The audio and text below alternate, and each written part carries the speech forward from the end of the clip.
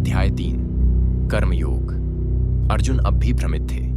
उन्होंने पूछा, हे केशव, यदि ज्ञान श्रेष्ठ है तो मुझे कर्म क्यों करना चाहिए?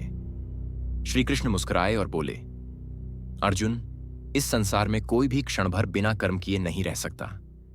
प्रकृति सभी से कर्म करवाती है। उन्होंने समझाया, कर्म करना तुम्हारा धर्म है, पर वह कर्म आसक्ति से नहीं, कर्तव्य भावना से होना चाहिए। श्री कृष्ण ने कर्मयोग की गहराई बताते हुए कहा, जो व्यक्ति फल की इच्छा छोड़कर कर्म करता है वही सच्चा योगी है। उन्होंने अर्जुन को राजा जनक जैसे महापुरुषों का उदाहरण दिया, जो स्वयं मोक्ष में स्थित होकर भी लोक कल्याण के लिए कर्म करते थे।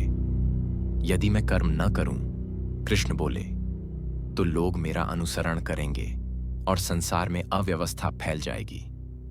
उन्होंने अर्जुन को चेताया, काम, क्रोध और लोभ ये 3 नरक के द्वार हैं, इन्हें त्यागो। अपने कर्तव्य का पालन करो, चाहे वह कितना भी साधारण क्यों ना हो, दूसरे के धर्म से बेहतर है। और अंत में कहा, हे अर्जुन, अपने संदेहों को ज्ञान की तलवार से काट डालो और उठो, युद्ध करो।